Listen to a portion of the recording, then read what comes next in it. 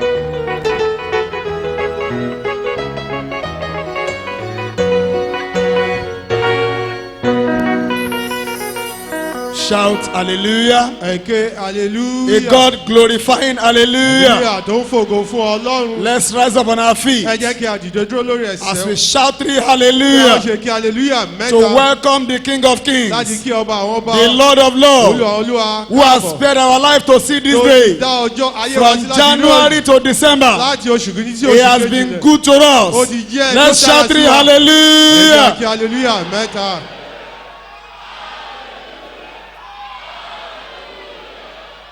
Amen. Àmín. You are going to pray for yourself. Wọ́n yóò gbàdúrà fún ara rẹ̀. You are going to pray like this. Wọ́n yóò gbàdúrà báyìí. Say, Father, I thank you Bàbá mo dúpẹ́ lọ́wọ́ for rẹ̀. preserving me to see this day. Pé o dá mi sí láti rí ọjọ́ òní. Accept my thanks in the name of Jesus. Ọpẹ́ mi ní orúkọ Open your Jésù. mouth and appreciate Lẹ́yìn Him. rẹ̀ kí o mọ rírì rẹ̀. In Jesus' name we pray. Orúkọ Jésù Say, ní ọjọ́. any power Sọ pé agbára kágbára. that has Ó vowed ti jẹ́jẹ́. that I will not see the end of this Mi year, ò ní rí òpin you ọdún. are a liar. Ìrọ̀ ni ọ́. In the name of Jesus. Orúkọ Jésù. Open your mouth and pray that Lẹ́yìn prayer. rẹ̀ kí o gbàdúrà yìí. Any power Agbára kágbára. that has vowed Ó ti jẹ́jẹ́. that I will not see the end of this Mi ò year, ní rí òpin you ọdún. are a liar. Òpùrọ̀ ni ọ́. Da, da, da, da, da, da, da, da, da, da, da.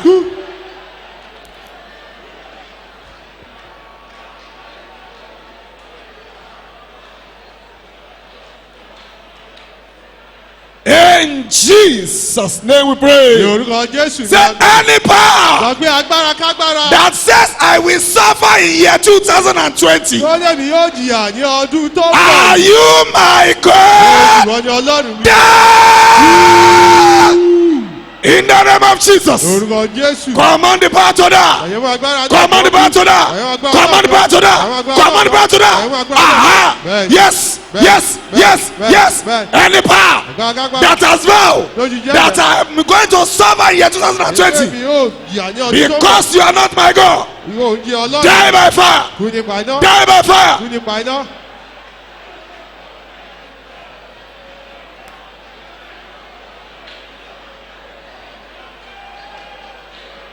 In Jesus' name we pray. Ní orúkọ Jésù ní Say, agbọ̀dọ̀. you year 2020, Ìwọ ọdún 2020. you shall bless Ìwọ yóò me.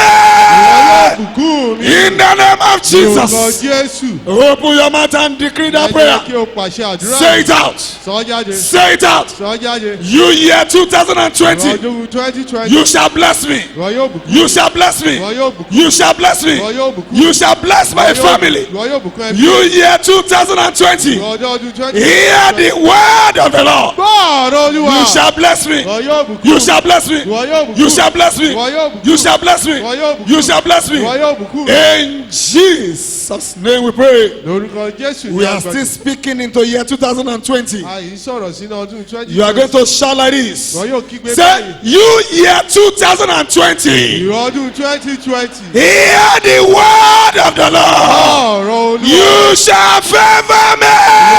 fojú rere lù. In the name of Jesus. Lórúkọ Jésù. Open your mouth and pray that prayer. Ìrọ̀ kí o gbàdúrà yìí. You year 2020, Ìwọ ọdún 2020. hear the word of the Lord. Gbọ́ ọ̀rọ̀ Olúwa. You shall favor me. Ìwọ yóò bojú rere lù. You shall favor me. Ìwọ yóò bojú rere You lù. shall favor me. Ìwọ yóò bojú You rere shall lù. favor Ìwọ me. yóò bojú rere lù. Say it, say it, say it, say it. Sọ. In Jesus' name we pray. Lórúkọ Jésù ní Say, agbọ̀dọ̀. year 2020 Ìwọ ọdún 2020. shall be sickness free Kò ní ṣàìsàn for fún mi. me and my Fún family. èmi àti ẹbí. In the name of Lórúkọ Jesus. Jésù. Open your mouth and prophesy into that Sọ year. tẹ́lẹ̀ sínú ọdún yìí.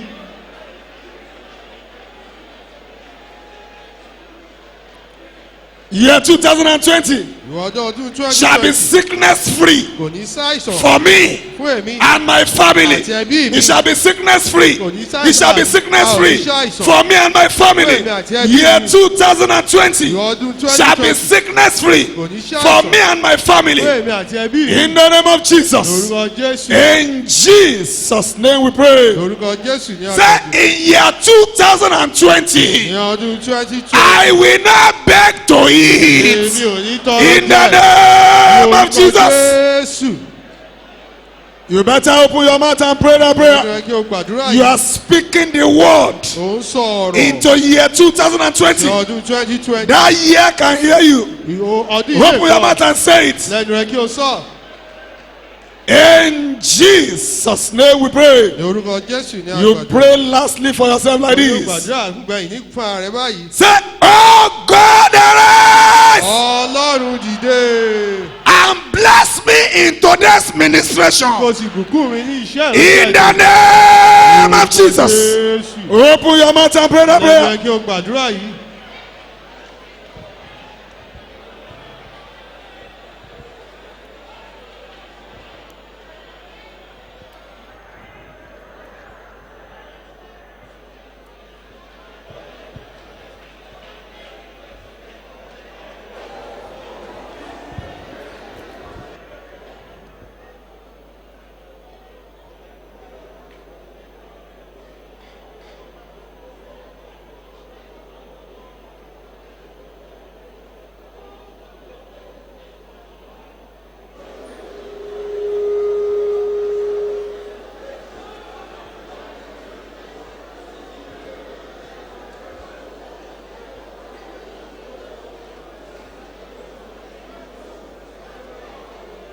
In Jesus' name we pray. Ní orúkọ Jésù ní a gba àdúrà.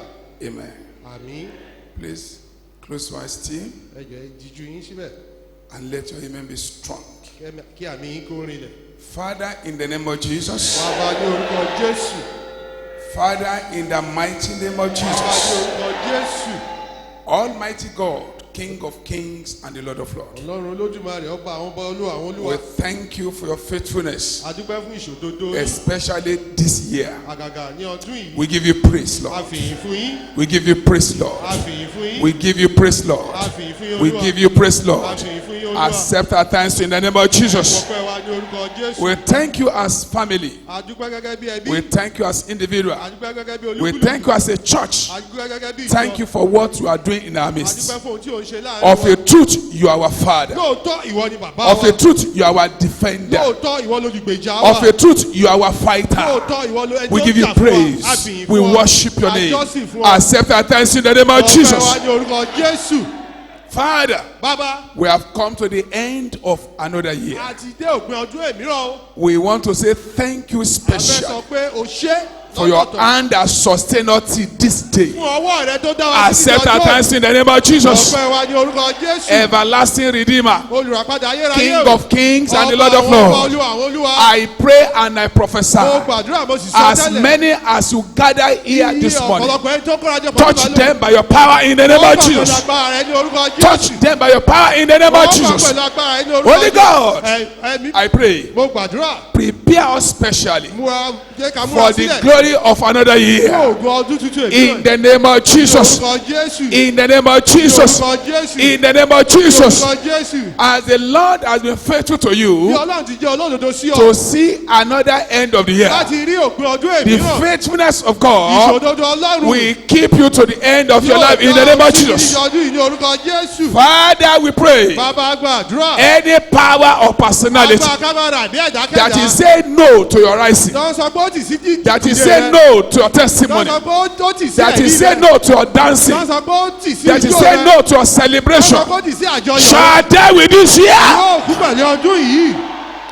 in the name of Ní Jesus. orúkọ Jésù. That power Agbára yìí. that vowed to deal with Tó ti you, jẹ́jẹ́ láti fìyà to jẹ́. spoil your life, Láti ba ayé rẹ to jẹ́. spoil your day. Láti bọ ọjọ́ rẹ jẹ́. Father, I pray, Bàbá mo gbà let the power of God jẹ́ kí agbára Ọlọ́run. frustrate them in the name of Ó Jesus. dá ọkùnrin rẹ̀ báyìí ní orúkọ Jésù. Lord, Olúwa. this is the 11th hour. Eléyìí ni wákàtí ìkọkànlá. This is the time Àkókò náà rèé. that you can do Tó anything lè ṣe ohunkóhun. to shame our enemies. láti dójú ti ọ̀tá. Father, I pray, bàbá mo gbàdúrà. what the enemy said, ohun tí ọ̀tá that sọ. is not possible again this bí year. kò ṣeé ṣe ní ọdún yìí. Let the favor of God, jẹ́ kí ojú rere let the Ọlọ́run. mercy of jẹ́ God kí àánú Ọlọ́run. make it possible now. jẹ́ kó ṣeé ṣe báyìí. Become possible. kó ṣeé ṣe. Become possible. kó ṣeé ṣe. Become possible. kó ṣeé ṣe. Become possible. kó ṣeé ṣe. Become possible. kó ṣeé ṣe. Become possible. kó ṣeé ṣe. Become possible. kó ṣeé ṣe. Become possible. kó ṣeé ṣe. Become possible. kó ṣeé ṣe. Become possible. kó ṣeé ṣe. Become possible. kó ṣeé ṣe. Become possible. kó ṣeé ṣe. Become possible. kó ṣeé ṣe. Become possible. kó ṣeé ṣe. In the name of orúkọ Jesus Jésù Christ. Kristi. Father, bàbá Bible says, bẹ́ẹ̀ni sọ pé after your restoration, lẹ́yìn àjíǹde rẹ you made yourself alive ó jẹ́ kó o wà láàyè in the midst of your people. láàrin àwọn èèyàn rẹ. Anyone here ẹnikẹ́ni tó bá wà that is having sickness in his body, tó ní àìsàn ní àgọ́ ara anyone here ẹnikẹ́ni tó bá wà that is have sickness in her body, tó ní àìsàn ní àgọ́ ẹ̀ Father, I pray, wọ́n bá mo gbàdúrà. make yourself alive in the name of Jesus. sọ ẹ̀yà ìdá ayé wọn ní orúkọ Jésù. Sickness disappear, àìsàn kóra disappear, kóra disappear, Kora. disappear, Kora. disappear, Kora. disappear, Kora. disappear, Kora. disappear, Kora. disappear, Kora. disappear, Kora. disappear, Kora. disappear, Kora. disappear, Kora. disappear, Kora. disappear now. kóra báyìí In the name of Jesus ní Christ, orúkọ Jésù Kristi. let the virtue of jẹ́ kí healing agbára ìwòsàn enter into your ọdún rẹ ní flesh. ọ̀tún báyìí. This sickness àìsàn yìí in your body náírà rẹ will not enter a new year with you. kò ní bá ọ ní ọdún tuntun. Therefore, sickness in the body of anyone àìsàn ní here, ara ẹnikẹ́ni bí. hear the word of the Lord. báàrọ̀ olúwa. Die! Wú! Die! Wú! Die! Wú! In the name of Jesus ní orúkọ Christ. Jésù Kristi. Thank you, wonderful ó Father. ń ṣeun bàbá wa ìyanu. In Jesus' name, pray. orúkọ Jésù ní agbá àdúrà. One prayer before you sit down. àdúrà kan ṣoko tó jókòó. I have a witness in my spirit mo ní ẹlẹ́rìí ní ọkàn mi. that sickness ipá àìsàn will not enter another year with you. kò ní bá ọ ní ọdún tuntun o. If you are saying amen, say a good amen to mo bá that. sọ àmì tó dára sí eléyìí. I say sickness mo ní àìsàn or disease àbí àìlera will not enter a new year kò with ní bá you. ọ ní ọdún tuntun o. No matter the name they call it, kò sí orúkọ tá lè máa pè. that sickness will die now. àìsàn yìí yóò kú báyìí. In the name of Jesus, ní orúkọ Jésù. you are going to cry out and shout. wọn yóò kígbe jáde báyìí. Say, thou seed of sickness ìwà orúgbìn àìsàn in my body. nínú ara mi. Can you say it again loud and kò clear? kan sí lóhùn rárá. Shout it desperately. gbé rẹ pẹ̀lú ìpinnu ọkàn. Die! In the name of Jesus. lórúkọ Jésù. Say it out, say it out, say it sọ out, say it jáde out. sọ jáde sọ jáde sọ jáde. Command that sickness to die. bàjẹ́ fún àìsàn yìí. Command that sickness to die. bàjẹ́ fún àìsàn yìí kó kú. Command that sickness to bàjẹ́ fún die. àìsàn yìí kó kú. Command that sickness to bàjẹ́ fún die. àìsàn yìí kó kú. Command that sickness to bàjẹ́ fún die. àìsàn yìí kó kú. Command that sickness to bàjẹ́ fún àìsàn die. yìí kó kú. It must die. ó ń láti kú. It must ó die. ń láti kú. Don't stop this prayer. Don't stop this prayer. má dàdúrà dúró.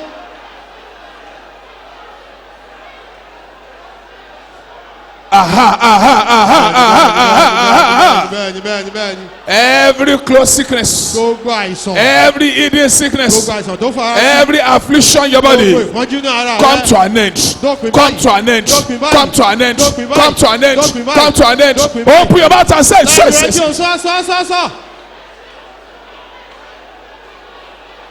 Receive your healing now. Receive your healing gba now. ìwòsàn rẹ báyìí gba ìwòsàn rẹ báyìí. Receive your healing now. Receive your healing now. Receive your healing. Receive your healing. Receive your healing. Receive your healing. Receive your healing. Receive your healing. Receive your healing. Receive your healing gba ìwòsàn now. rẹ báyìí. Amen. àmín. Say healing fire. iná ìwòsàn. You can do better than o lè ṣe that. dára ju eléyìí lọ. Say healing fire. iná ìwòsàn. Enter to me now. àánú mi In the báyìí. name of Jesus. lórúkọ Jésù. Command it to enter. pàṣẹ kí ó wọlé.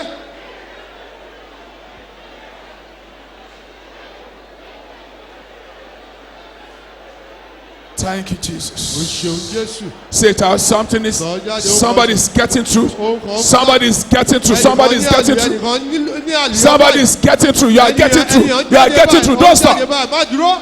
Receive your healing. Gba ìwòsàn rẹ. Receive it. Gbà. Receive it. Gbà. Receive it. Gbà. Receive it. Gbà. Receive it. Gbà. Receive it. Gbà. Receive it. Gbà. Receive it. Gbà. Receive it. Gbà. Receive it. Gbà. Receive it. Gbà. Receive it. Gbà. Receive it. Gbà. Amen. Àmín. The name of the Father, Orúkọ Ọlọ́run Bàbá. of the Son, Tí ọmọ and the Holy àti Spirit. ti ẹ̀mí mímọ́. Amen. Àmín. It is done. Ó ti ṣe é ṣe o. Thank you, Ó Father. ṣeun bàbá. Thank you, Father. Ó ṣeun bàbá. God bless you. Open your eyes and sit Ọkọ̀ down. òkè ẹ̀ lajú kí ẹ jókòó. Praise the name of the Lord. Ẹ yìn orúkọ Olúwa. You are welcome specially to the service. Àkín kábọ̀ sí ìsìn. My prayer Àdúrà mi rèé. is that the Lord will visit you again. Ọlọ́run yóò bẹ̀ ẹ́ wò lẹ́ẹ̀kan sí i. Before you enter another year, Kò tó wọnú ọdún tuntun there mìíràn. are going to be divine visitation in your life. Ìbẹ̀wò àtòkè wa yóò ṣẹlẹ̀ sí ayé Turn rẹ̀. your Bible to the book of Genesis chapter 15. Ṣíbíẹ̀lì ẹ̀ sí ìwé Genesis orí ìkẹẹ̀dógún. Genesis chapter Ìwé 15. Genesis orí ìkẹẹ̀dógún. I want to read from verse 13. Mo fẹ́ kà á láti ẹsẹ̀ kẹtàlá. Genesis chapter 15. Ìwé Genesis orí ìkẹẹ̀dógún. I read from verse Màá 13. kà á láti ẹsẹ̀ kẹtàlá.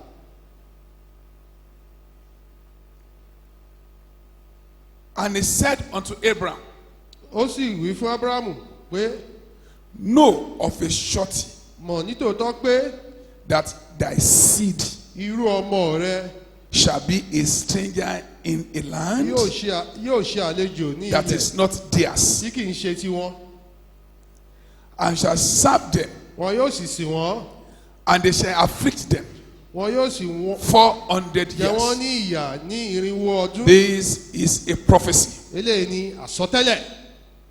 Prophecy Àsọtẹ́lẹ̀ that the Lord gave to Abraham. tí Ọlọ́run fún Ábúráhámù. Prophecy that is coming to pass many, many years after. Àsọtẹ́lẹ̀ tó wá sí ìmúṣẹ lẹ́yìn ọ̀pọ̀lọpọ̀ ọdún. And he said unto Abraham, Ó sì wí fún Ábúráhámù know of a surety mọ̀ nítòótọ́ that pé thy seed shall be a stranger irú in a ọmọ rẹ land yóò jẹ́ àlejò ní ilẹ̀ that is not tí theirs, kì í ṣe tiwọn. and shall serve Wọn them, yóò sì sìn wọ́n. and they shall afflict them Wọn 400 yóò sì jẹ wọ́n years. ní ìyà ní irinwó ọdún. And also Àti that nation whom they serve orílẹ̀-èdè náà pẹ̀lú tí wọ́n will máa I sìn judge, lèmi yóò dá lẹ́jọ́. and afterward Lẹ́yìn náà shall they come out with great ni substance, wọn yóò sì jáde ti àwọn tí ọrọ̀ pípọ̀. and thou shalt go to their fathers in peace. Ni wọn yóò sì tọ̀ àwọn bàbá rẹ̀ lọ ní Thou àlàáfíà. shalt be buried in a good old age. Ní ògbólógbò ọjọ́ ni a ó sìn ọ́. But in the fourth generation, Ṣùgbọ́n ní ìran ìkẹrin. Ṣùgbọ́n ní ìran ìkẹrin. they shall come either again. Wọn yóò sì tún padà wá. For the iniquity of the Amorite is not yet full. Nítorí ẹ̀ṣẹ̀ àwọn ará Ámórì kò tí ì kún. For the iniquity of the Amorite is not yet full. Nítorí ẹ̀ṣẹ̀ àwọn ará Ámórì kò tí ì kún. So Amorite, they are still under grace. Àwọn ará Ámórì wọ́n yìí wà lábẹ́ oore ọ̀fẹ́. Although they are using their both hands to do evil, Wọ́n ti ẹ̀ ń lo ọwọ́ méjèèjì láti ṣe ibi. yet the time of grace is still on. Síbẹ̀ àkókò oore ọ̀fẹ́ ó yìí tẹ̀síwájú. But the prophecy says, Ṣùgbọ́n àsọtẹ́lẹ̀ yìí wípé for the iniquity of the Amorite is not yet full. ṣùgbọ́n nítorí ẹ̀ṣẹ̀ àwọn ará Ámórì kò tí ì kún. You are going to understand it as we move. Ẹ yóò yé yín bá ṣe ń I'm tẹ̀síwájú. speaking on what I titled, Mò ń sọ̀rọ̀ lórí tí mo pè ní Repent ronúpìwàdà before the lifespan of Kí- grace kí àkókò oore ọ̀fẹ́ expire. kó tó dópin. Repent Ronúpìwàdà before the lifespan of grace kí àkókò oore expire. ọ̀fẹ́ kó tó dópin. Grace has lifespan. Oore ọ̀fẹ́ ó nígbà tí yóò lòdì. The Lord gave a prophecy Ọlọ́run fún wa ní for àsọtẹ́lẹ̀ Abraham lórí Ábúráhámù that in this land where you are, pé ilẹ̀ tí ìwọ wà yìí your children are coming back. àwọn irú ọmọ rẹ wọ́n padà wá. They will go into captivity for 400 years. Wọn yóò lọ sínú ìgbèkùn ní irinwó Although ọdún. 400 years actually became 430 years. Irinwó ọdún ó di irinwó ọdún àti ọgbọ̀n But he ọdún. said they are coming back. Ó ní ṣùgbọ́n wọ́n padà wá. You're supposed to be here permanently with your children. Ó jẹ́ kó wà nígbà títí lálẹ́ pẹ̀lú àwọn ọmọ rẹ. But I will allow the Amorite to continue. Ṣùgbọ́n èmi yóò gbà wọn ará Ámórì Because láyé the kọ́ tẹ̀sí. iniquity of Amorite is not Torí yet ẹ̀ṣẹ̀ full. àwọn ará Ámórì kò tí ì kún. Repent ronúpìwàdà before the lifespan of grace expire. kí àkókò oore ọ̀fẹ́ kó tó dópin. Look at 2 Peter. Wo Pétérù kejì. 2 Peter. Pétérù kejì. 2 Peter chapter 3. Pétérù kejì orí ìkẹta. And verse 9. Ẹsẹ̀ kẹsàn-án.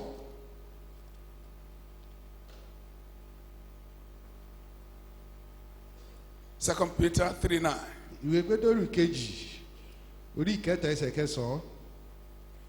It says, Ó sọ wípé the Lord Olúwa is not slack kò fi jáfara concerning his promise, fún ìlérí rẹ̀ as some men count slackness, bí àwọn ẹlòmíràn ti fi but is jáfara. long suffering Ṣùgbọ́n ó mú to sùúrù us fún yín. word, Ó mú sùúrù not fún yín. willing that any should perish, Nítorí kò fẹ́ kí ẹnikẹ́ni kí ó ṣègbé but that all should come to bí kò repentance. ṣe kí gbogbo ènìyàn kí ó wá sí The Lord ìrònúpìwàdà. is not slack Ọlọ́run ò jáfara concerning his promise, nípa ìlérí rẹ̀ as some men count bí àwọn slackness, ẹlòmíràn ti jáfara. but is long suffering to us, Ṣùgbọ́n ó mú sùúrù fún yín not willing that any should perish, nítorí kò fẹ́ kí ẹnikẹ́ni kí ó ṣègbé but that all should come to bí kò ṣe kí repentance. gbogbo wa kí a wá sí ìrònúpìwàdà. Romans chapter 6. Ìwé Róòmù orí kẹfà. I want you to underline all these Mo passages. fẹ́ kí ẹ sàmì sí abẹ́ àwọn ibi tí à ń kà yìí. Romans chapter 6. Ìwé Róòmù orí kẹfà. I read from verse 1. Màá kà á láti ẹsẹ̀ kìíní.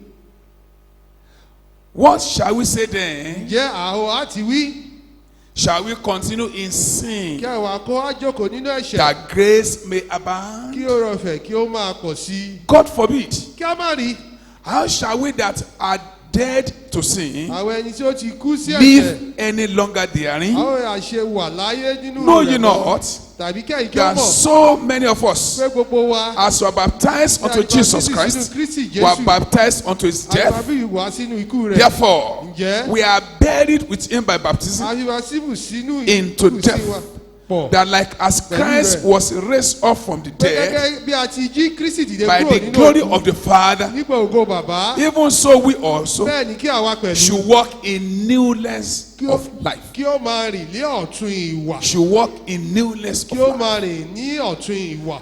Another scripture that is very important for us to check Ẹsẹ̀ mìíràn tó ṣe pàtàkì fún wa láti gbéyẹ̀wò. is 2 Corinthians chapter Òun ni 6. Kọ́ríńtì kejì orí ìkẹfà. 2 Corinthians chapter 6. Kọ́ríńtì kejì orí ìkẹfà.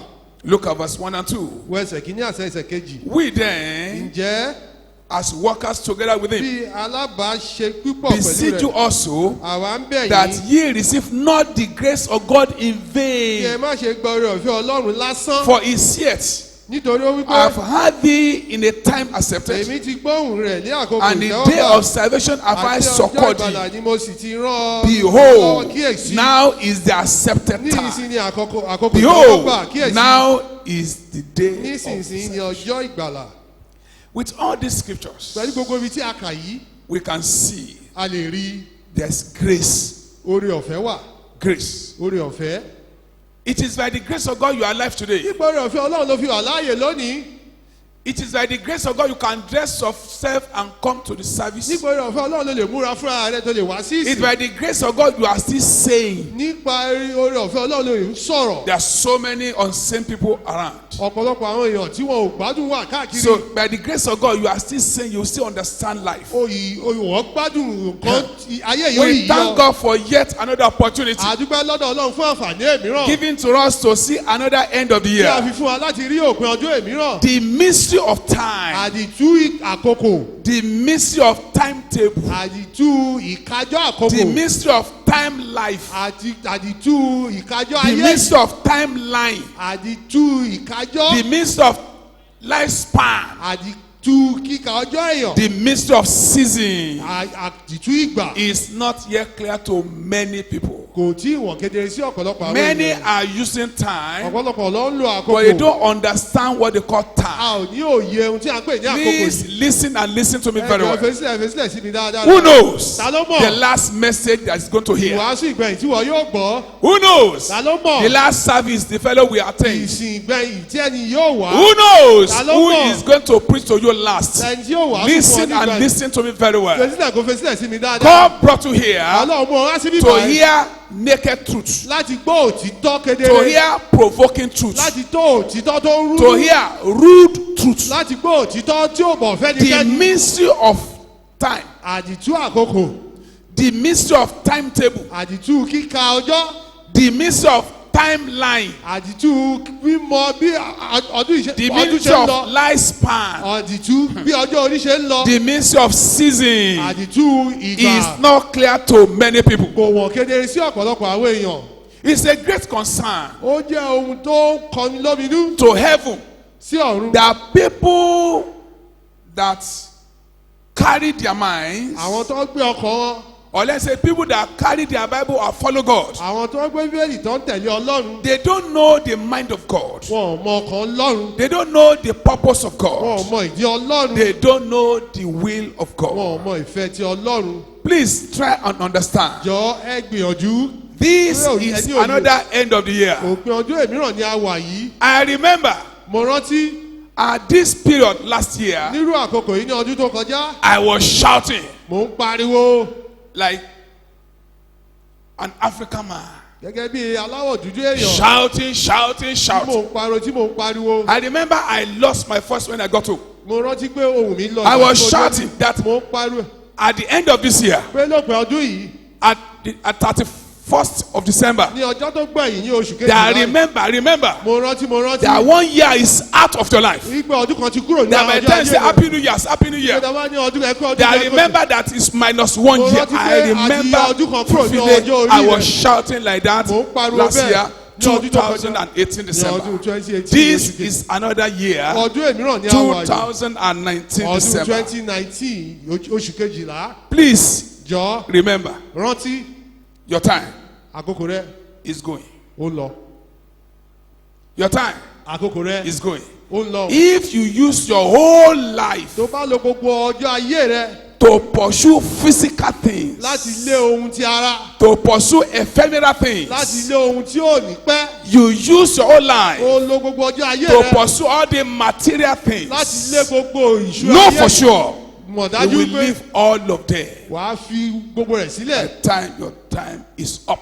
tí àkókò rẹ̀ bá ti tó. We thank God for the grace. A dúpẹ́ lọ́dọ̀ Ọlọ́run fún oore ọ̀fẹ́. That grace is still alive. Pé oore ọ̀fẹ́ yìí wà láàyè. I want to tell you Mo fẹ́ sọ fún ọ in a clear way this ní morning, ọ̀nà tó lọ tààrà lówó. Grace. Oore ọ̀fẹ́ can expire. ó lè dópin. Grace Oore ọ̀fẹ́ can come to an end. ó lè dópin. Grace. Oore ọ̀fẹ́ Can expire. ó lè dópin. Please listen to me Jọ this fetí morning. sílẹ̀ sí mi lówùúrọ̀ yìí. Grace Oore ọ̀fẹ́ has time limit. ó ní àkókò tí yóò ṣiṣẹ́ dà. Grace Oore ọ̀fẹ́ has expiring date. ó nígbà tí yóò dópin. Grace Oore ọ̀fẹ́ has duration. ó ní ìgbà. Grace Oore ọ̀fẹ́ will come to an end one day. yóò dópin ní ọjọ́ kan. In Genesis chapter 15 we read, Ní ìwé Genesis orí verse ìkẹẹ̀dógún tí a 13 to 16. orí ẹsẹ̀ ibi tí a The Lord gave Abraham timeline, Ọlọ́run fún Abraham ní àkókò. timeline Ó fún un ní àkókò of the future events tí nǹkan tí yóò ṣẹlẹ̀ ní for ọjọ́ iwájú his generation. fún àwọn ìran rẹ̀. The Lord talked about the iniquity of Amorites, Ọlọ́run sọ̀rọ̀ nípa ìṣedédé àwọn ará Ámórì where he was living then. níbi tí ó ń gbé ní àkókò náà. Amorites stood against God. Ámórì wọ́n dìde lòdì sí Ọlọ́run. Amorites stood against God's morality. Ámórì ó dìde lòdì sí. Amorites stood against good conduct. Ó dìde lòdì sí ìṣeré. The sin of Amorites Ẹ̀ṣẹ̀ Ámórì yìí became monumental ó di nǹkan tí wọ́n máa rántí. in nature. Tí wọ́n máa rántí. Yet the Lord said, Síbẹ̀ Ọlọ́run sọ the wípé cup of iniquity of Amorites ìgbé is not ẹ̀ṣẹ̀ yet rẹ̀ full. kò tí ì Listen, kú. God understands. Ọlọ́run ní òye. His eye can see what you are doing in the Ojú rẹ̀ secret. lè rí nǹkan tí ò ń ṣe But ní the ìkọ̀kọ̀. cup of your iniquity, Ṣùgbọ́n is ike not ife yet full. ẹ̀ṣẹ̀ rẹ kò ì kú. you may be doing pretty Ó lè things máa ṣe àwọn and you are nǹkan kan. getting out of it. Ó sì ó ń sákúrò Nothing nínú. happen. Kò sí nǹkan tó You ṣẹlẹ̀. think that you are smart. O rò bẹ́ẹ̀ pé No, o no mọ̀ for ẹ́ sá. sure. Mọ̀ dájú That the pé cup of the iniquity of your Amorites ipe ife àìṣedédé is Ámórì rẹ not yet kò full. tí ì kú. And the Lord said to him, Ọlọ́run sì sọ He wípé said to ó Abraham, sọ fún Ábúráhámù He said, Your children, nígbà ọmọ they rẹ go to exile. wọn yóò for wọ 400 ilẹ̀ years. ìgbèkùn fún irinwó ọdún. And the 400 years became 430. Irinwó ọdún ó di irinwó ọdún àti ọgbọ̀n ọdún. So before this journey started, Kí ìrìn àjò yìí tó bẹ̀rẹ̀. Amorites, Ámórì they are using their both hands wọ́n lọ ọ̀rọ̀ to méjèèjì do evil. láti ṣe ibi. God gave them another 430 Ọlọ́run years. fún ọ ní irinwó ọdún àti Why? ọdún. Torí kí ni? The cup of iniquity Torí ife àìṣedédé of Amorites tí Ámórì is not yet full. kò tí ì kún. Amorites Ámórì increase in idolatry. ó pọ̀ nínú ìbòrìṣà. Yet the Bible says Síbẹ̀ ìbéèrè sọ the pé cup of iniquity is not yet ìfẹ́ full. Ámórì kò tí ì kún. Amorites Ámórì increase in immorality. wọ́n kún fún ìṣekúṣe. Yes, God said Síbẹ̀ the Ọlọ́run cup wípé of the iniquity of Amorites ife is not wọn yet lọ́wọ́ full. kò ì kún. Amorite uncovered the nakedness of their mother. Ámórì wọ́n rí ìwòwò ìyá wọn. In the time of Amorite iniquity, Nígbà ẹ̀ṣẹ̀ àwọn Ámórì a son ọmọkùnrin will just rise up in the night á kàn dé lójú and wọn rape his own mother, á sì fipá bá ìyá and rẹ̀ sùn. nothing will happen. Kò sí nǹkan tí yóò ṣẹlẹ̀. And God said, Ọlọ́run the wípé cup of the iniquity wípé ife of Amorite àìṣedédé Ámórì is not yet kò full. tí ì kún. During the time of their iniquity, Nígbà àìṣedédé wọn mommy is not safe in the house màmá kò náàbò nínú ilé because of young boys. torí àwọn Daddy ọ̀dọ́mọkùnrin. too is not safe Bàbá náà kò ní because of àbò young girls. torí ọ̀dọ́mọbìnrin. So during the time of iniquity of Nígbà Amorites, àìṣedédé Ámórì yìí the girls Àwọn they just rise up wọ́n á kàn dìde and they overpower their father wọ́n á sì borí that bàbá he must wọn. have sex with them. Yet Yet God said Síbẹ̀ the Ọlọ́run cup pé of iniquity of Amorites ìfẹ́ Ámórì yìí is not yet kò full. tí ì kún. Aunt is not safe in the house. Àwọn Uncle, they are not safe in àwọn the ẹ̀gbọ́n house. bàbá àbúrò Yet bàbá God wọn. said the Ọlọ́run cup wípé of iniquity of àìṣedédé Amorites Ámórì is not yet full. kò tí ì kún. Amorites, Ámórì they offer their children to God and goddesses wọ́n máa ń fọmọ jì fún àwọn òrìṣà of Molechs. ti Mólẹ́kì. They call it ancient abortion. Wọ́n pè é ní They àyọyún cast àtijọ́. children into fire. Wọ́n máa ń tu àwọn ọmọ sínú náà. Yet God said Síbẹ̀ Ọlọ́run the wípé cup of iniquity of níbẹ̀ Amorites ẹ̀ṣẹ̀ wọn àìṣẹ̀ is Ámórì not yet kò full. tí ì kún. Amorite committed immorality Ámórì ó ṣe àìṣedédé even with animals. pẹ̀lú ẹranko pàápàá. Church, Síbẹ̀ God said Ọlọ́run wípé the cup of iniquity of ẹ̀ṣẹ̀ wọn Amorite is ẹ̀ṣẹ̀ not Ámórì yet full. kò tí ì kún. Let me tell you again, Jẹ́ ẹ sọ you are not smart. o ò lè dọ́gbọ́n àbí kò rò bẹ́ẹ̀ pé wọ́n ló yára jù. You are not smart O yára jù with sins. pẹ̀lú ẹ̀ṣẹ̀. The grace you have Oore ọ̀fẹ́ tí o ní is that the cup of your iniquity tí pé ẹ̀ṣẹ̀ rẹ is not yet full. kò tí ì kún. You are not smart. Kò yẹ pé wọ́n ló yára jù. The grace Oore ọ̀fẹ́ is still alive. ó yìí wà láàyè But grace ṣùgbọ́n oore ọ̀fẹ́ can expire. ó lè dópin. So what you enjoy now Ohun tí ò ń gbádùn báyìí is the cup of your iniquity òun ni ife àìṣedédé is rẹ not yet full. pé kò tí ì kún. If you think you are smart, you are Tó bá rò not. bẹ́ẹ̀ pé o jáfara ó tọrọ rẹ ni. Amorite did more than that. Ámórì ó ṣe ju eléyìí lọ. Because Bible says Bẹ́ẹ̀ sọ pé God is not slack Ọlọ́run ò He's not jáfara slack. kò jáfara concerning his promises to nípa us. ìlérí rẹ̀. But it's not willing for any to perish, Ṣùgbọ́n kò fẹ́ kí ẹnikẹ́ni kí ó but ṣègbé. for all to come to Gbogbo wa ká repentance. wá sí ìrònúpìwàdà. Amorites, Ámórì they turn to another God. wọ́n kọjú sí Ọlọ́run mìíràn. They use medium. Wọ́n lo àwọn ohun èlò. They use familiar Wọ́n spirits. lo ẹ̀mí Church. èmèrè síbẹ̀. The cup Wọ́n wá of iniquity ẹ̀ṣẹ̀ wọn. of Amorites Ámórì is not yet full. kò tí ì kún. With all these odious practices, Pẹ̀lú gbogbo àwọn ìṣe tí wọ́n ṣe ibi tí wọ́n God ṣe. still gave them time to repent. Ọlọ́run fún ọ ní àkókò láti ronúpìwàdà. He gave them time, Ó fún ọ ní àkókò about 4 generations, fún ìran mẹ́rin sí to come back to Him, láti padà wá sọ́dọ̀ rẹ̀. to have genuine repentance. Láti ní Because the ìrònúpìwàdà. cup of Òtítọ́. iniquity of Amorites Torí ẹ̀ṣẹ̀ is not yet full. Ámórì kò tí ì kún. Don't be like Amorites. Má dàbí Ámórì They had plenty of time tó ní àkókò ìgbà to shape up. láti Don't be like Amorites. padà. Má dàbí Ámórì They have plenty of time tó ní àkókò ìgbà to shape up. láti yí padà. They continue in their wicked ways Wọ́n tẹ̀síwájú nínú ìwà ìgbà until wọn. destruction came unaware. Ṣùgbọ́n ìparun wá láì nírètí. I pray for Mo you gbàdúrà fún at ọ the end of your journey. lópin ìrìn àjò rẹ. You will not regret coming to this Ọjọ́ world. àkábàámọ̀ pé o wá sí ayé In yìí the name of Jesus ní Christ. orúkọ Jésù Let me Kristi. point it to you direct. Jẹ́ sọ fún ọ tààrà.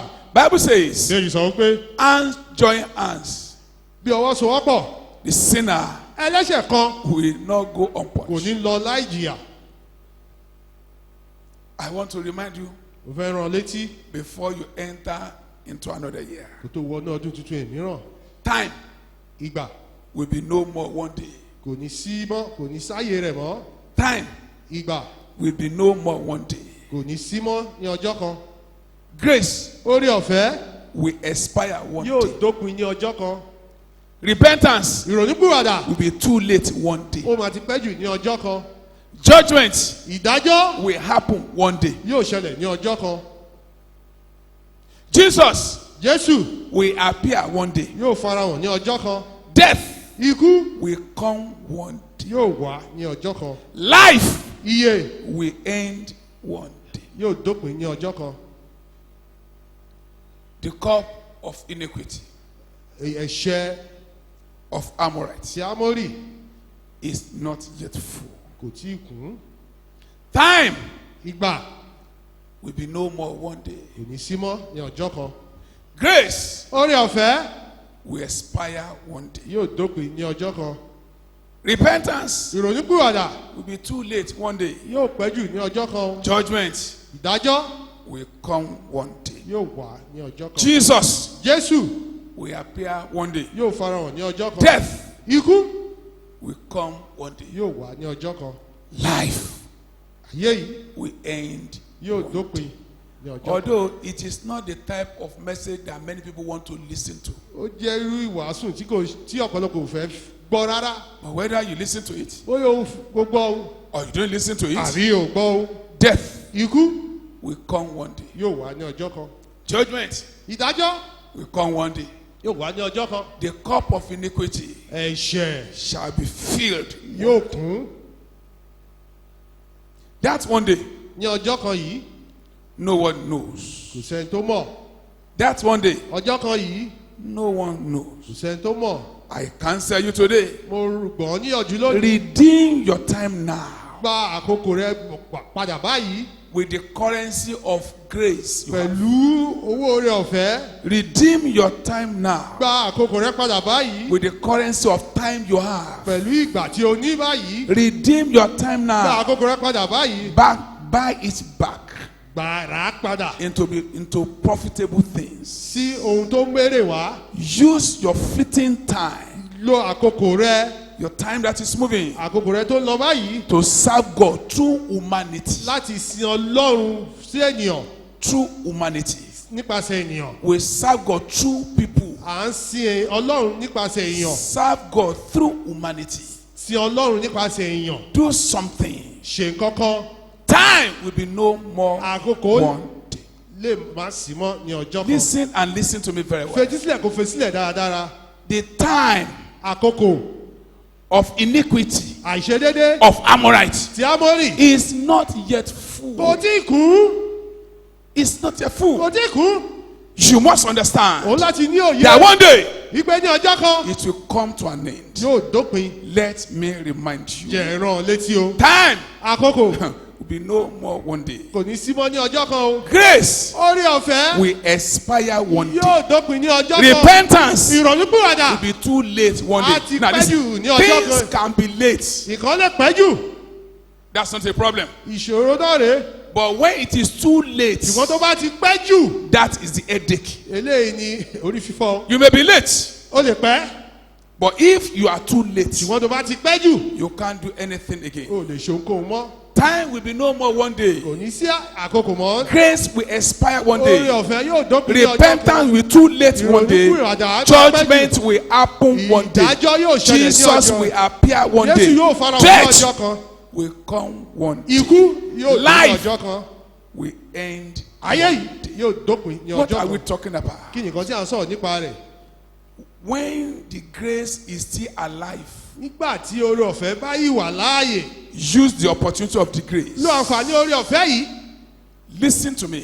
Fetí sílẹ̀ sí mi At gbogbo the end of this year, ní òpin ọdún by yìí. 31st, Ní ọjọ́ remember tó gbẹ̀yìn. that your pastor said Rántí pé olùṣàgùtàn sọ is pé minus 1 year ọdún kan ti kúrò from your life. ní ọjọ́ orí rẹ.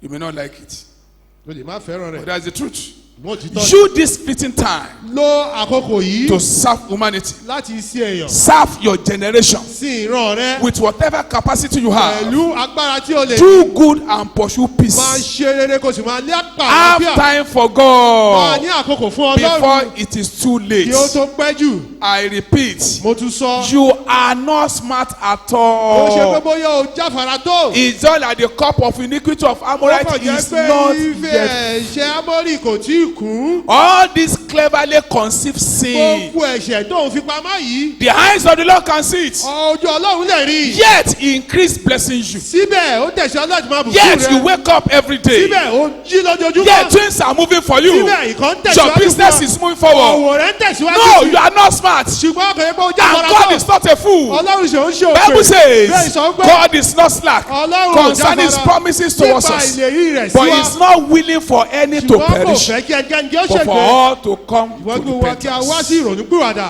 You are increasing Ò ń pọ̀ sí in iniquity. nínú ẹ̀ṣẹ̀.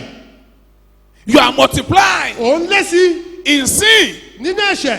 and things are moving forward Ìkan sì ń tẹ̀síwájú fún in ọ sin, nínú and you ẹ̀ṣẹ̀. are thinking you are O smart. rò bẹ́ẹ̀ pé o You jáfara. are not smart. O jáfara tó. The cup of the iniquity of your Amorites Ife ẹ̀ṣẹ̀ Ámórì rẹ is not yet full. kò tí ì kún.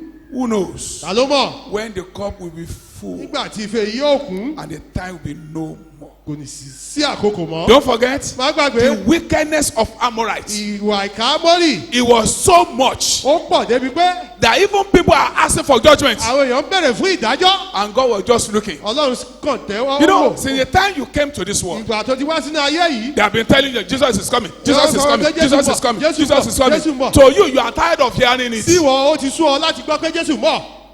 God gave Amorite extra 430 years. Ọlọ́run fún Ámórì ní ọdún irinwó àti There is ọgbọ̀n. no one year that is up to 100 years. Wọ́n sìn. No one is up to 100 years Kò sí here. ẹni tó ti pé ọgọ́rùn-ún ọdún Jesus bí. is coming, Jesus is coming. You Jésù are bọ̀, tired Jésù of bọ̀. hearing Ó it. ti sú mi But láti gbọ́. whether Jesus come during your time Bóyá Jésù wá ní àkókò rẹ. or it's not coming during your Àbí time, kò wá ní àkókò rẹ. let me tell you Jẹ́ again. sọ fún ọ lẹ́ẹ̀kan. Rude truth, Òtítọ́. rude truth, Òtítọ́. provoking truth. Òtítọ́ tó rú ní You will sókè. die one day. Ìwọ wà kú ní ọjọ́ kan. And immediately you die, Kéde tí o bá kú. your own Jesus has come. Jésù tiẹ̀ ti dé The rèé. cup of iniquity of Amorite Ife ẹ̀ṣẹ̀ is Ámórì. not yet Kò full. tí ì kú. I pray Mo gbàdúrà. the grace of God upon your Oore life ọ̀fẹ́ Ọlọ́run shall láyé not o. be withdrawn in the name of Jesus. Ìyọkúrò ní orúkọ Jésù.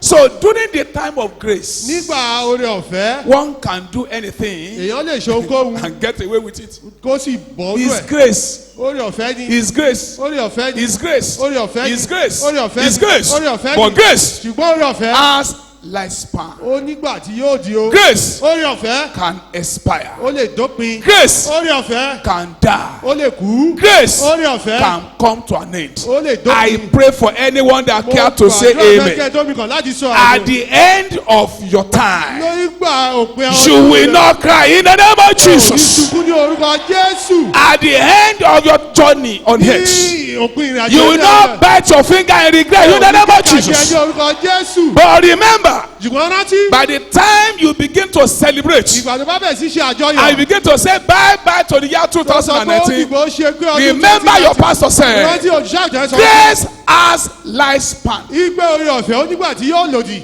The gardener, Àwọn olùṣọ́gbà.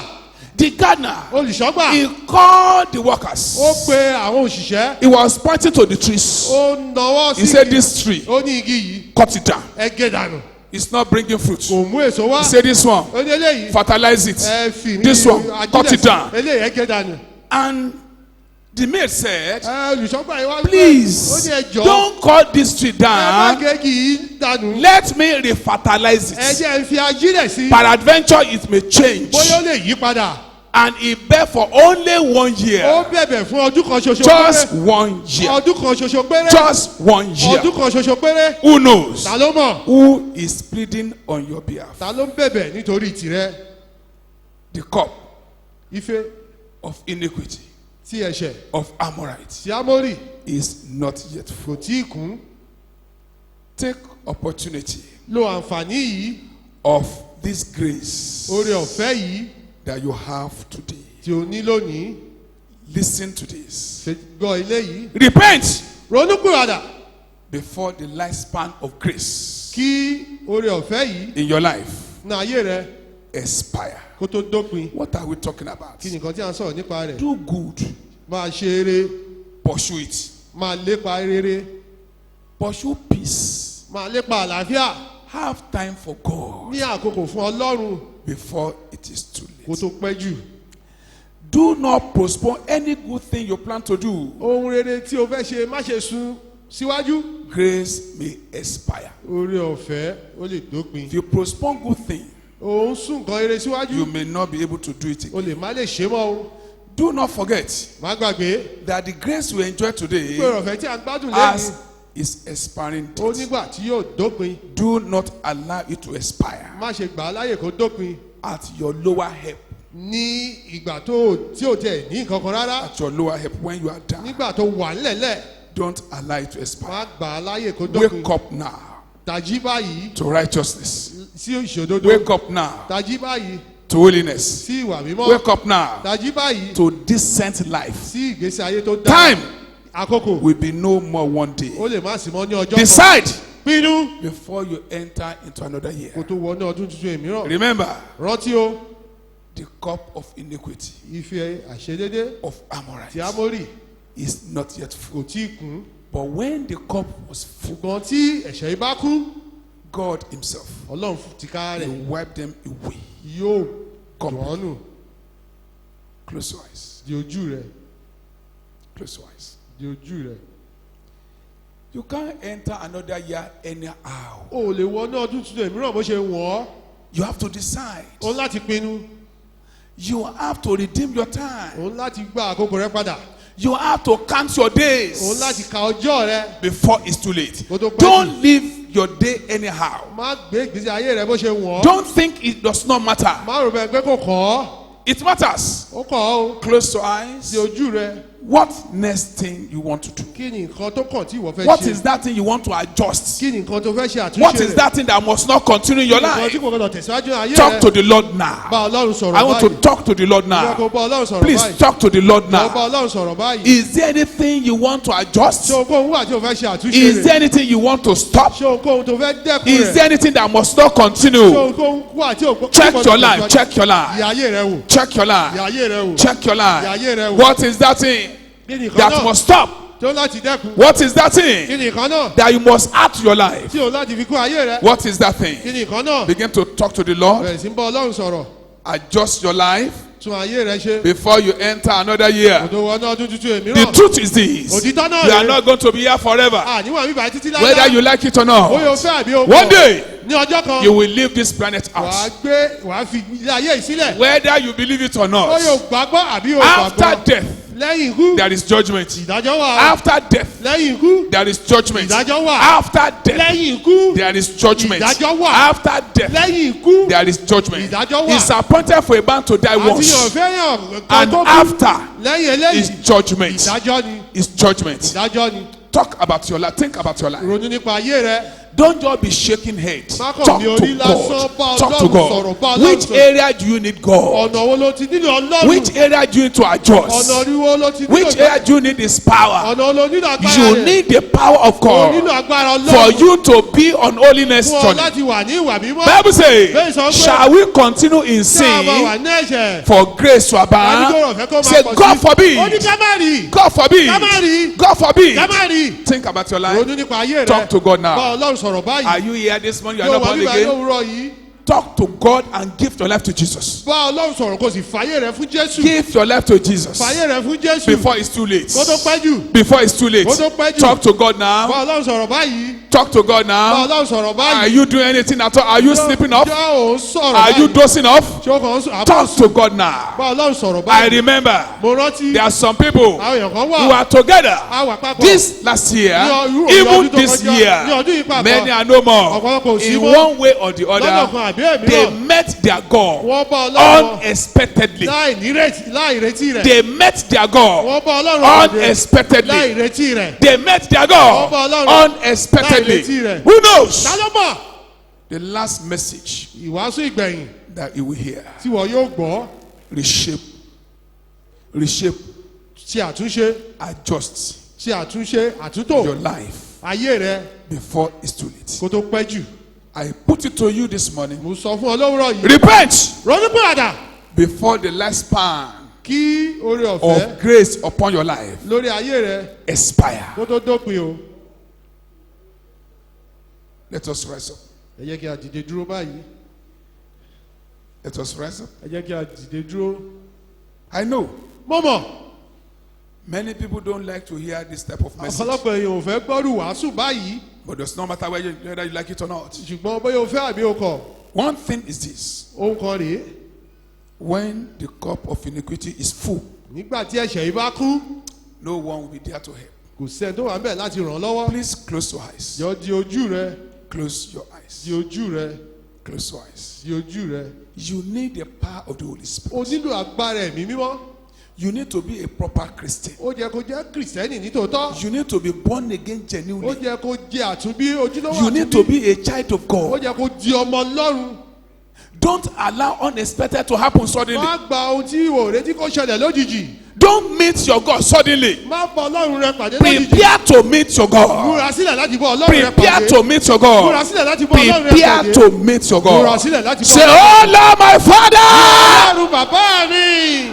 I can't hear you again. Ẹ̀gbọ́n lẹ́ẹ̀kan sí o. Uphold me Ìmí mú. with your right hand of righteousness. Pẹ̀lú ọwọ́ ọ̀tún In the name of Jesus. Ní orúkọ Open your Jésù. mouth and say it. Lẹ́nu rẹ̀ kí o sọ. Ask the Lord to uphold you Ọlọ́run kó di ọmú. with his right hand of Pẹ̀lú righteousness. ọwọ́ ọ̀tún My òdodo rẹ̀. Father, Bàbá mi. uphold me. Dìmú. Uphold me. Dìmímú. Uphold me. Dìmímú. Uphold me. Dìmímú. Uphold me. Dìmímú. Uphold me. Dìmímú. Uphold me. Dìmímú. Uphold me. Dìmímú. My Father, Bàbá mi. uphold me. Dìmímú. People of God, you can do better than Ẹ̀yin this. Ọlọ́run lè ṣe dáadé léyìí lọ. You can do better than Lè ṣe this. dáadé léyìí lọ. Uphold me, Lord. Dìmímú Olúwa. Uphold me, Dìmú Lord. Olúwa. Uphold me, Lord. Dìmú Olúwa. Uphold me, Dìmú Lord. Olúwa. Uphold me, Dìmú Lord. Olúwa. Uphold me, Lord. Dìmú Olúwa. Uphold me, Dìmú Lord. Olúwa. Uphold me, Lord. Olúwa. Uphold me, Dìmú Lord. Olúwa. Uphold me, Dìmú Lord. Olúwa. Ask the Lord to uphold you. Ọmọ Ọlọ́run kó di ọmú. Ask the Lord to uphold you. Ọmọ Ọlọ́run kó di ọmú. Ask the Lord to uphold you. Ọmọ Ọlọ́run kó di Ask ọmú. the Lord to uphold you. Ọmọ Ọlọ́run ó di My ọmú. Father, uphold me. Bàbá mi dì mí mú. I must not fall. Mi gbọ́dọ̀- I must not fail. Mi gbọ́dọ̀ I kùnà. must not Mi fall. gbọ́dọ̀ I must not Mi fail. gbọ́dọ̀ kùnà. I must not fall. Mi gbọ́dọ̀ I ṣubú. must not Mi fail. gbọ́dọ̀ kùnà. I must not fall. gbọ́dọ̀ ṣubú. I must not Mi fail. gbọ́dọ̀ kùnà.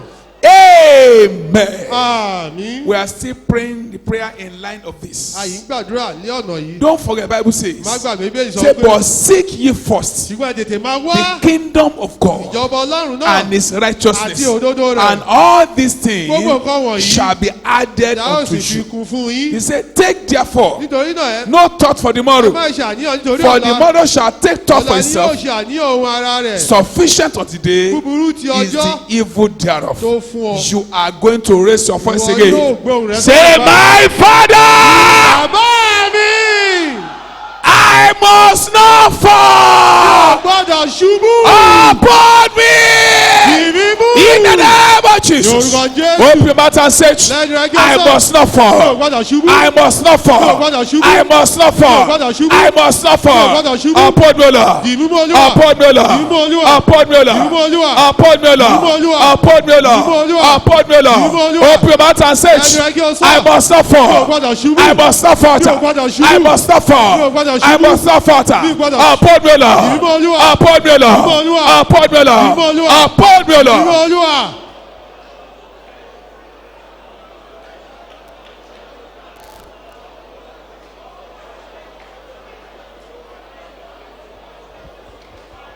Say it out, say it out, say it out, say Sọ it jáde, out. sọ jáde, sọ jáde, sọ jáde. Amen. Àmín. Decree again like this. Pàṣẹ báyìí. Say my time, Nígbà àkókò mi. my life. Ayé mi. Say my Ní time, àkókò mi. my life. Ayé Say mi. my time, àkókò mi. my life Ayé mi. shall not be wasted. ní fi ṣòfò. In the name of Jesus. Lórúkọ Jésù. Open your mouth and say it. Lẹ́nu ẹ kí o sọ. My time, Àkókò mi. my life, Ayé mi. my time, Àkókò mi. my life Ayé mi. shall not be A ò wasted. ní fi ṣòfò. My time, Àkókò mi. my Ayé life mi. shall not be A ò ní fi wasted. ṣòfò. My time, Àkókò my mi. Ayé life mi. shall not be A ò ní wasted. fi ṣòfò. My time, Àkókò mi. my life Ayé it mi. shall not be A ò ní wasted. fi My ṣòfò. time, Àkókò mi. my Ayé life mi. shall not be A ò ní wasted. fi Shall not be ṣòfò. wasted. A ò ní fi Shall not be ṣòfò. A ò ní wasted. fi Shall not be ṣòfò. A ò ní wasted. fi ṣòfò. Shall not be A ò ní fi wasted. ṣòfò. Satan, Satan, Sọ Satan. jáde, sọ jáde, sọ jáde, sọ jáde. Amen. Ah. Say my destiny. Àyànmọ́ mi. I cannot hear you clearly. Dáadáa o. Shall not die. In the name of Jesus. Lórúkọ Jésù. Open your mouth and say, Lẹ́nu ẹ kí o sọ. my destiny shall not die. Àyànmọ́ mi ò ní kú. My destiny shall not die. Àyànmọ́ mi ò ní kú. My destiny shall not Àyànmọ́ die. mi ò ní kú. Decree it, declare it. Àṣẹ rẹ̀ kò sọ. Do it well, do it well. Sọ ṣe dáadáa. Please do it well, do it Ṣe well. dáadáa. Do it well, do it Ṣe well. dáadáa, ṣe dáadáa. Declare it vehemently. Sọ pẹ̀lú ipá. Declare it vehemently. Sọ pẹ̀lú ipá. Declare it Sọ vehemently. pẹ̀lú ipá. My destiny shall not die. Àyànmọ́ mi ò ní kú. My destiny shall not die. Àyànmọ́ mi ò ní kú. Amen. Àmín. This is not the best way to say this prayer. Ó ń ṣọ̀nà tó dára tó máa gbàdúrà yìí. Please say it convincingly. Jọ̀ọ́ sọ pẹ̀lú ìdánilójú. Say it provokingly. Sọ pẹ̀lú ìbínú. Say it with anger. Sọ pẹ̀lú ìbínú. You can move around and say O it. lè rìn káàkiri kí o sọ. Declare it audaciously. Audaciously with Sọ boldness. pẹ̀lú àṣẹ pẹ̀lú Say my ìgboyà. destiny. Àyànmọ́ mi. Say my destiny Àyànmọ́ mi. shall not Kò die. ní kú. In the name of Ní Jesus. orúkọ Jésù. Do it well, do it well. Ṣé dáadáa? Is that the best way you can do it? Lọ́nà tó dára tó máa ṣe rè. Prophesy my destiny Sọ shall not tẹ́lẹ̀ die. lórí àyànmọ́ rẹ̀ ò ní. Whether the enemy like it or Bóyá not, tàbí my àyànmọ́- destiny shall not àyànmọ́ mi die. ò ní It kú. shall not Kò ní die. kú. It shall not Kò ní die. kú. It shall not Kò ní die. kú. It shall not Kò ní die. kú. It shall not Kò ní die. kú. My destiny shall not Àyànmọ́ mi ò ní die. kú. My destiny shall not Àyànmọ́ mi ò die. ní My kú. destiny shall not die. Àyànmọ́ mi ò ní kú.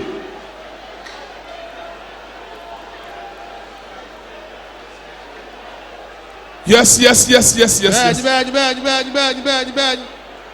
Yes, yes, yes, yes, yes, yes, Bẹ́ẹ̀ni yes. bẹ́ẹ̀ni bẹ́ẹ̀ni bẹ́ẹ̀ni bẹ́ẹ̀ni bẹ́ẹ̀ni bẹ́ẹ̀ni. My destiny shall not die. Àyànmọ́ mi ò ní kú. My destiny shall not die. Àyànmọ́ mi ò ní kú. My destiny shall not die. Àyànmọ́ mi ò ní kú. It shall not die. Kò ní kú. It shall not die. Kò ní kú. It shall not die. Kò ní kú. It shall not die. Kò ní kú. It shall not die. Kò ní kú. It shall not die. Kò ní kú. It shall not Kò ní die. kú. My destiny shall not die. Àyànmọ́ mi ò ní kú. Amen. Àmín. There's a great lamentation Ẹkún kan wà concerning the church in Sardis nípa ìjọ Sádì among 7 churches in Asia Minor. láàrin àwọn ìjọ méje. And they said to the church in Ó sì Sardis, sọ fún ìjọ Sádì pé and unto the angel of the church in Sardis àti write, tí àwọn áńgẹ́lì Sádì kọ̀wé. these things saith he that has the 7 Spirit of God Nǹkan wọ̀nyí lẹ́yìn tí ó ní ẹ̀mí méje Ọlọ́run and 7 stars. àti ìràwọ̀ méje I ní wípé know thy èmi works. mọ iṣẹ́ rẹ. God knows your work. Ọlọ́run mọ iṣẹ́ rẹ o.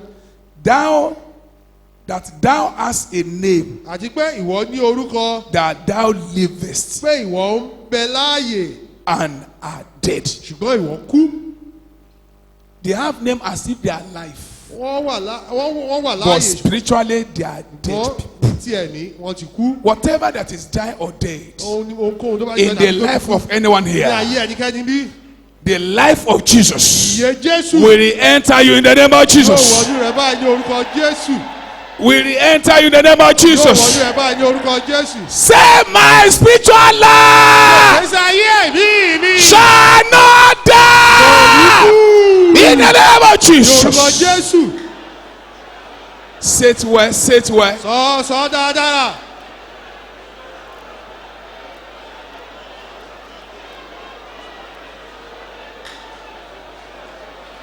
Do it well, do it well. Ṣé Declare dáadáa it, ṣé declare it. dáadáa pàṣẹ rẹ̀. Yes, yes, yes, yes, Bẹ́ẹ̀ni yes. bẹ́ẹ̀ni bẹ́ẹ̀ni bẹ́ẹ̀ni.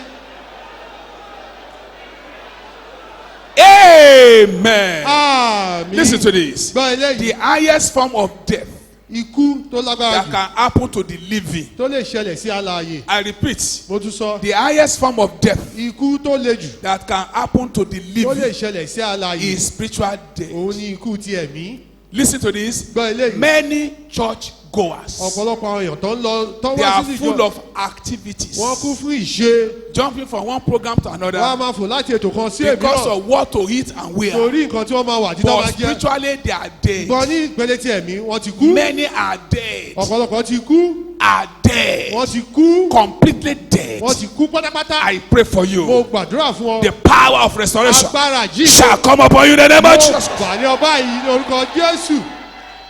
This is time we have crops of believers. a ní ọ̀pọ̀lọpọ̀ àkókò yìí la ní àkókò They àgbàgbọ́ cannot even differentiate with what is good or wọ́n bad. ti ẹ̀ lè ṣe àpèjúwe ohun tó dára It tó is tó time we have charismatic liars. ó ti tó àkókò ìgbà àkókò We have la ní àwọn professional òkùrọ̀ liars. àwọn olùkùrọ̀ We have high profile liars. àwọn òkùrọ̀ tó yẹ pé We have àwọn liars in lókè high places. a ní àwọn òkùrọ̀ lókè lókè Many church goers ọ̀pọ̀lọpọ̀ èèyàn tó wá are sí dead ìjọ spiritually. wọ́n ti kú ní ti ẹ̀mí Listen to this. gbọ́ eléyìí Don't enter this coming year anyhow. má wọnú ọdún tuntun yìí bó ṣe The wọ̀ fellow may not be able to meet up. ẹni yìí lè má I pray in this coming ó year, gbàdúrà pé ọdún tó ń you will not die during the name of bọ̀ Jesus. ní orúkọ Jésù But you need to prepare to meet your láti God. múra láti I want to shout very ó fẹ́ kí well. o kígbe dáadáa Look at what is happening in Christianity wò ó tó now. ṣẹlẹ̀ ní There is no remorse for sin again. kò sí pé tó bá dẹ́ṣẹ̀ kára No remorse for sin kò again. tiẹ̀ sí pé tó bá dẹ́ṣẹ̀ kára fi It's ọ́ one of these things. ẹ ó wà lára nǹkan God will náà. understand. Olóye Ọlọ́run Understand what? olóye báwo kí ló yé Don't forget má gbàgbé the cup of ẹ̀ṣẹ̀ yìí iniquity of your Amorites tí Ámórì rẹ is not yet full. kò tí ì kú Please close your eyes. jọ di ojú Be rẹ serious about this thing. fi ọkàn sí nígbà You náà ṣe ask the Lord to do something about your ní life. ọ sọ fún Ọlọ́run kó ṣe nǹkan nípa ayé Say my spiritual life. ṣe ayé ẹ̀mí mi Say ní powers àwọn agbára that want to keep me ó spiritually. fẹ́ pa mí ní nẹ̀mí Is that the best way you are going to do it? ṣọ́nà tó dára tó máa sọ Say ní àwọn powers agbára that want to keep me spiritually. pa mí ní You ẹ̀mí. are a liar. Die! Aha, aha, aha, aha, aha, aha. Bẹ́ẹ̀.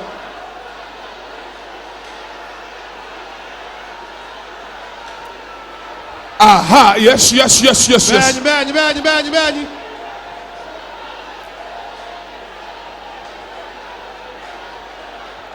Continue, continue. That's your part, that's your part, that's your part, that's your part. Tẹ̀síwájú.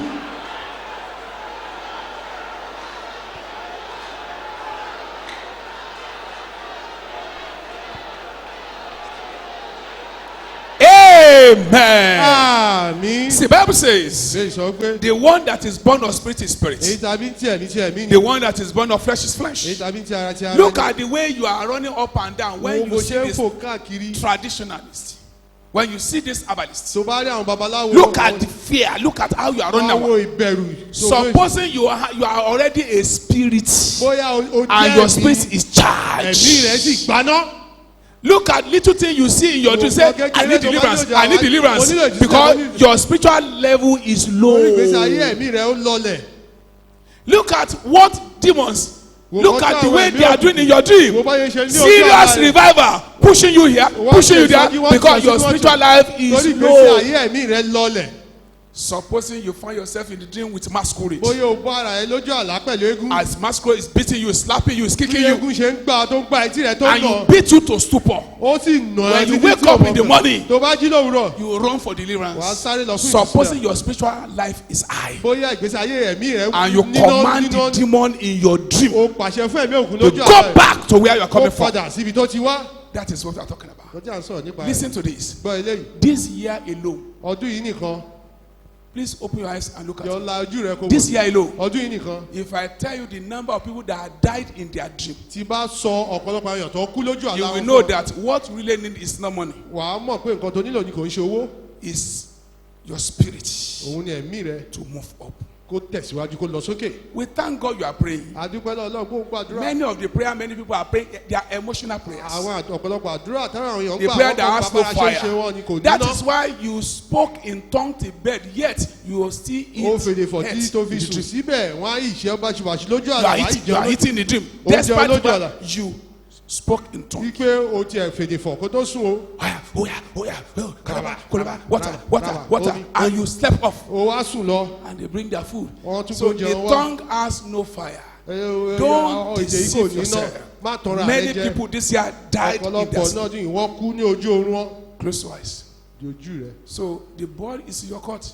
O wà ní tirẹ̀ báyìí o. I have said my own. Mo ti sọ tèmi. Listen to this. Gbọ́ eléyìí. In your dream, Lójú àlá rẹ. nobody can help you. Kò sẹ́ni tó lè ràn ọ́ lọ́wọ́ o. Nobody. Kò sí. It's what is in you Ohun tó wà nínú that rẹ can help you. tó lè ràn ọ́ lọ́wọ́. You are going to pray. Ọ̀ yóò gbàdúrà báyìí. Say my spiritual life. Sọ ìgbésí ayé ẹ̀mí mi. I can't hear you. Ìwọ ìgbésí ayé ẹ̀mí. Receive fire in the name of Jesus. Open your mouth and say Ẹnu it. rẹ kí o sọ. Fire. Fire. Iná. Fire. Iná. Fire. Iná. Fire. Iná. Fire. Iná. Fire. Iná. Fire. Iná. Fire. Iná. Fire. Iná. Fire. Iná. Iná. Iná.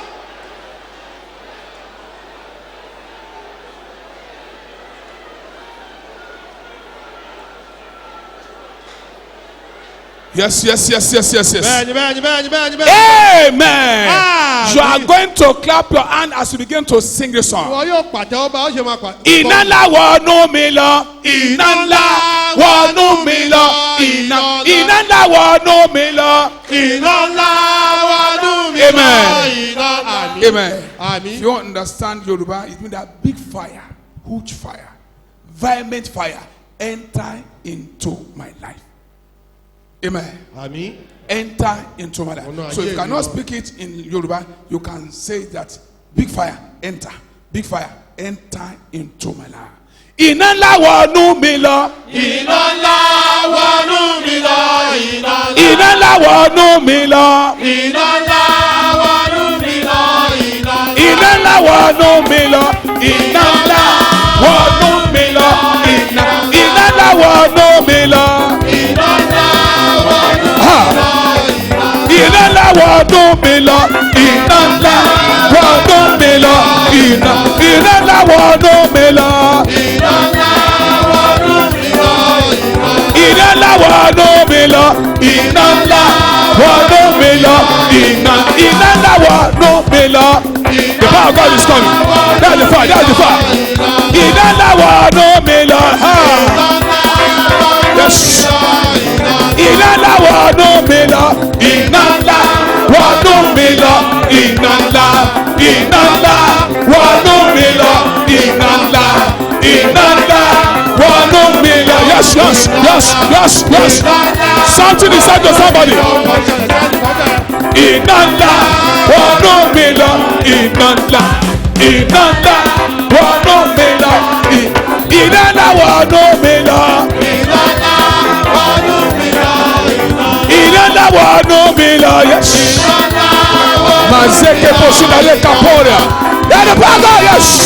Wọnú mi lọ. Ó di sọ̀lù. Iná ńlá wọnú mi lọ. Ó di sọ̀lù. Yàrá bàbá. Iná ńlá wọnú mi lọ. Yes. Mazeke poshinale kaporia. Iná ńlá wọnú mi lọ. Iná ńlá wọnú mi lọ. Iná ńlá wọnú mi lọ. Iná ńlá. Ó di sọ̀lù. Yàrá bàbá. Ó di sọ̀lù. Yes. Iná ńlá wọnú mi lọ. Hey, iná ńlá wọnú mi lọ. Yes. Iná ńlá wọnú mi lọ. Ẹni bá kọ́ mú. Yes. Iná ńlá wọnú mi lọ. Iná ńlá wọnú. Clap your hand. Receive.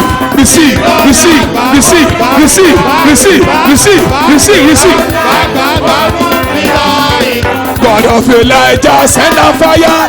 God of Elijah, send a fire. God of Elijah, send a fire. God of Elijah, send a hallelujah. God of Elijah, send a fire. Ha. God of Elijah, send a fire. God of Elijah, send a fire. God of Elijah, send a fire. Hallelujah. God of Elijah, send a fire. God of Elijah, send a fire. God of Elijah, send a fire. God of Elijah, send a fire. Hallelujah. God of Elijah, send a fire. God of Elijah, send a fire. God of Elijah, send a fire. God of Elijah, send a fire. Hallelujah. God of Elijah, send a fire. God of Elijah, send a fire. God of Elijah, send a fire. God of Elijah, setting on fire, setting on fire,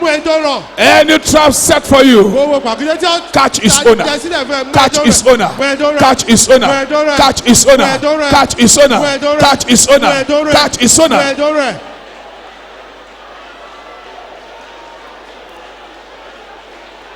Amen. Àmín. I shall get to my promised land. I shall get to my promised land. No matter what the devil may say, I shall get to my promised land. Say it again. I shall get to my promised land.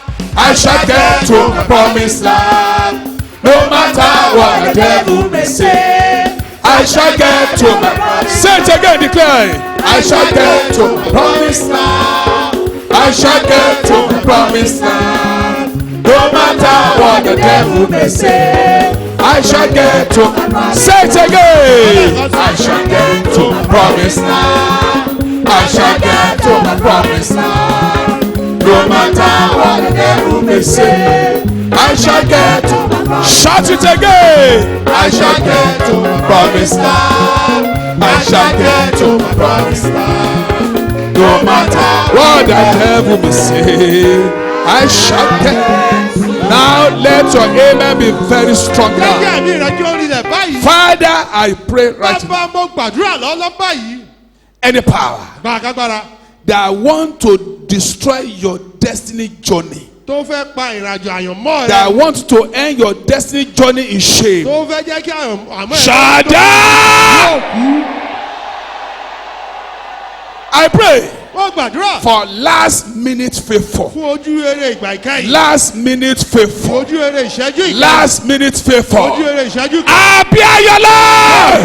Appear, appear, appear, appear, appear, appear, appear, appear, appear, appear, appear, appear, appear, appear, appear. In the name of Jesus. Lórúkọ Jésù Kristi.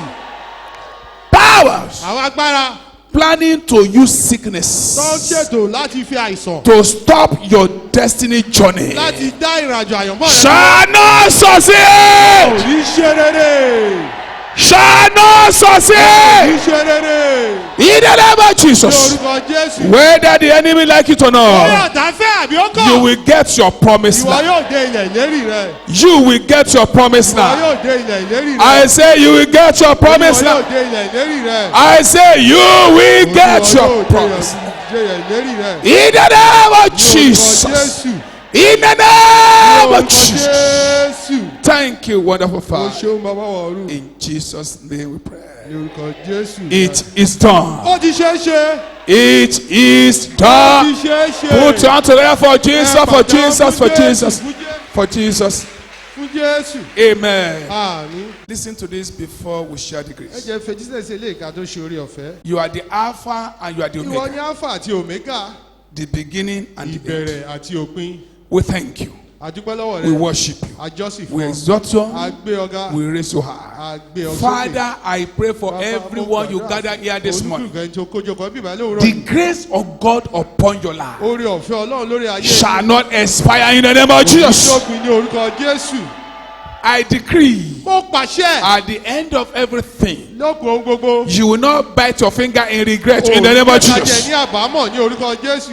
As you are celebrating the end of the year, Bó ṣe ń ṣe àjọyọ̀ òpin ọdún. I pray Mo gbàdúrà. the Lord will bless you mightily in the name of Ọlọ́run yóò Jesus. bùkún rẹ ní orúkọ Jésù. Whatever you lay your hand upon will Ohun tí o bá prosper. já ọlé yóò yọ sí eré. I pray the Lord will prepare for the glory of 2020. Ọlọ́run yóò mú ọdún In náà the fún mighty ògo name of ọdún Jesus Christ. Orúkọ Jésù Kristi. As we leave this place, Ẹ̀yẹ fi bíbẹ̀ the sílẹ̀. presence of God will not depart from Ìwà you. ayé Ọlọ́run ò ní fi ọ́ You sílẹ̀. shall move from glory to Ìwọ glory, yóò rìn láti ògo dé from ògo. power to Agbára power, dé agbára. from anointing to anointing. Ìfàròyàn dé ìfàròyàn. Any power that dare to touch you Agbára tó fẹ́ fọ́. shall die in the name of Yóò Jesus. kú ní orúkọ Jésù. I pray Mo gbàdúrà. any personality that turn into their full business Ẹ̀dákẹ́dá tó ti sọ di to iṣẹ́ be tipẹ́tipẹ́. tormenting you day and Láti night máa ní ọ lára lásán shall àti be lóru. tormented in the name of Yóò Jesus. gba ẹ̀ní lára ní orúkọ Jésù. You have become the apple of God's Ó ti di eye. ẹyinjú Olódùmarè No báyìí. power will touch you any Kò sí longer. agbára tí yóò fọ́ kàn ọ́. In the name of Jesus. Ní orúkọ Jésù. Power coming to your dream to torment you Agbára tó wá lójú ọ̀la shall láti die wájú there ọ̀la. in the name of Jesus. Yóò kú dànù lórí.